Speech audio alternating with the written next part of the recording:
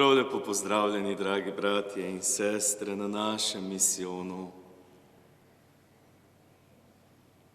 To jutro ste se odločili, prišli k maši, počastiti Gospoda. In našli ste cerkev lepo urejeno.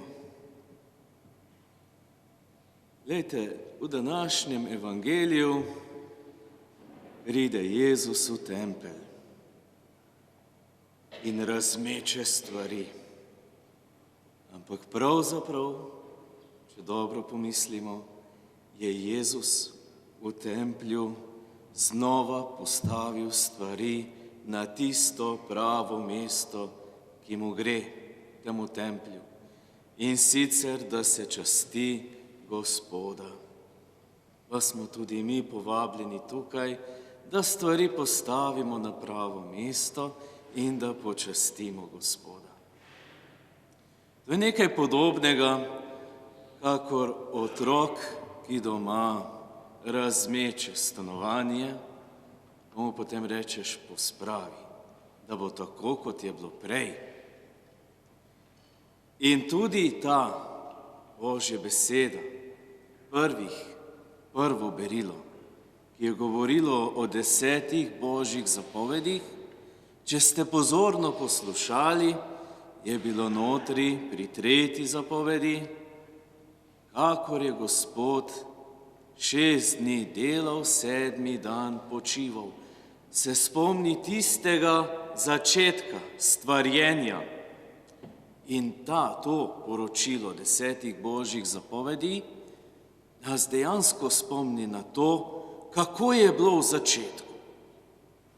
Potem imamo pa še drugo poročilo o 10 Božjih zapovedih.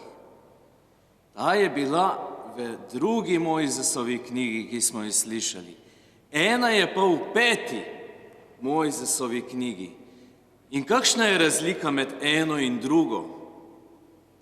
Tam pri tej drugi, v 5. Mojzesovi knjigi, govori pa o tem, da so Izraelci šli iz Egipta in da je zato treba posvečevati Gospodov dan.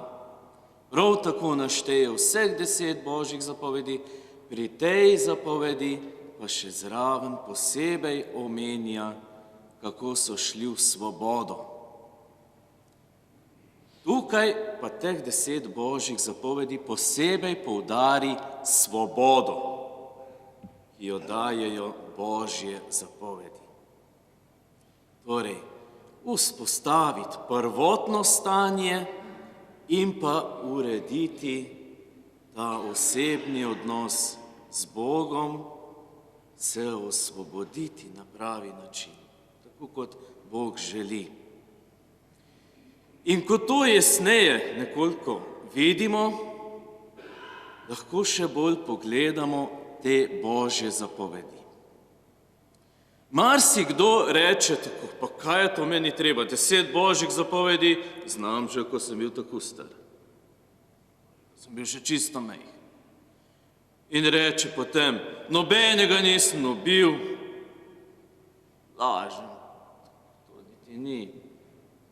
In se hitro si rečeš, saj nimam nobenega greha.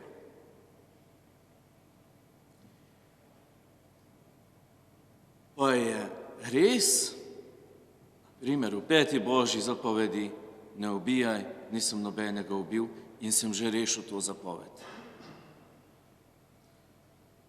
Glejte, vsaka Božja zapoved nosi v sebi eno vrednoto, pa ne samo eno, več vrednot. In tu se je dobro kdaj vprašati, katere vrednote nosijo te Božje zapovedi. Prva zapoved, veruj v enega Boga, ste rekli vera. Ja, ampak kakšno vero? Veste, to je tista vera, ki jo je imel Abraham, ki je daroval tisto, kar je imel najbolj rad. Sina Izaka, ki se mu je rodil v starosti. In Bog je rekel, pojdi in mi ga daruj v žgalno daritev, kaj svojega otroka, rajši sam 10-krat umrem, kot pa da dam tega svojega otroka v žgalno daritev. Ampak v veri, ker ni hotel, da bi kakšna stvar vmes prišla med njega in Božjo voljo, je rekel, če ti hočeš, Gospod, bom. In tukaj se lahko spomnite tudi na sebe. Ko pride kakšna velika preizkušnja doma, ko kdo umre, ko je nekdo bolan, ko moraš ohraniti ta odnos z Bogom. To je težka zapoved. Pri tej je torej vrednota darovanje. Sem res pripravljen darovati in vse, kar je sprejet kot Božji dar. Ne tako vse je moje, ampak vsaka stvar je Božji dar. Potem druga zapoved, ne skruni Božjega imena. Ne malikuj. Ta zapoved je nastala, če pogledamo na začetek stvarjenja, človek je vse stvari poimenoval, je pokazal razum, pamet, modrost. Ko pa ti skruniš Božje ime, pa dejansko se zlažeš in podreš tisto, kar je Bog postavil. Nočeš, da je tako. In prekovneš nekaj. S tem pokažeš svojo neumnost, da narediš takšen greh. Pri tej drugi zapovedi vrednota, ki je modrost. Strah pred Gospodom je začetek modrosti, pravi že v Stari zavezi.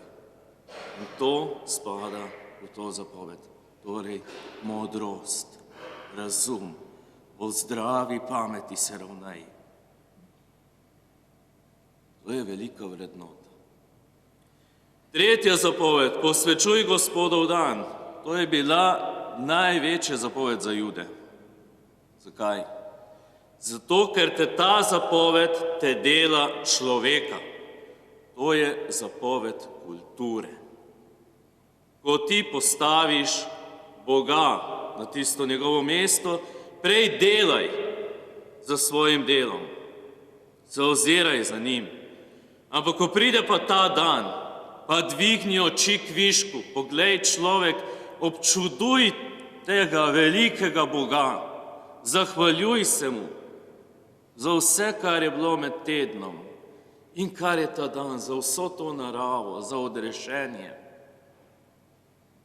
To je ta Gospodov dan, ki prinaša vrednoto kulture.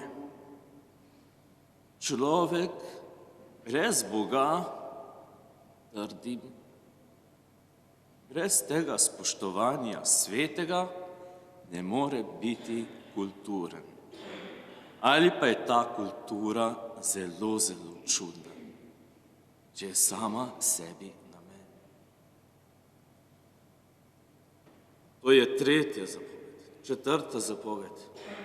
Te tri so bile do Boga.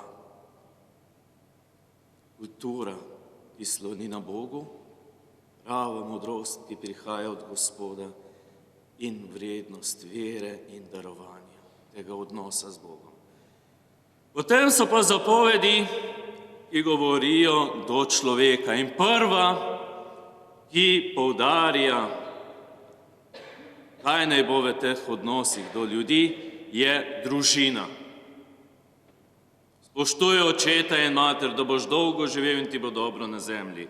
To je vrednota doma, družine in domovine. Prva zapoved, ki je do ljudi, je v njej vrednota domovine. Zelo zanimivo nastavljeno. Dajte, šele peta zapoved pride, ne ubijaj, ker je vrednota življenje. Ampak Božje zapovedi postavijo družino pred vrednoto življenja. Domovino pred vrednoto življenja. Prav zato lahko tudi lažje razumemo, zakaj so nekateri dali za blagor svoje družine. So šli v smrt, ko so branili svoj dom, svobodo, ker jim je šlo za domače. Ta zapoved družine, spoštuje očeta in mater, ima zelo visoko mesto, torej v Božjem načrtu. Zato bo mož zapustil očeta in mater in se držal svoje žene in bosta eno telo. Ta skrivnost je velika v Gospodu, ki postavlja to celo v sakrament, da lahko po tem združenju, po tej ljubezni drug drugemu daš nebesa. Potem pride 6. zapoved, ne nečistuj. Ta zapoved uravnava notranje življenje pa odnose, tiste, ki so zelo intimni. Nobeden te ne more tako užaliti, kakor tisti, s katerim si zelo, zelo blizu. Nobeden te ne more tako užaliti. Nekdo daleč stran lahko reče, da sem cepec. Lahko me žali. Pa me ne bo tako zelo žalostilo. Če pa je nekdo, ki mi je blizu, pa te užalosti, to pa boli. In da te poniža.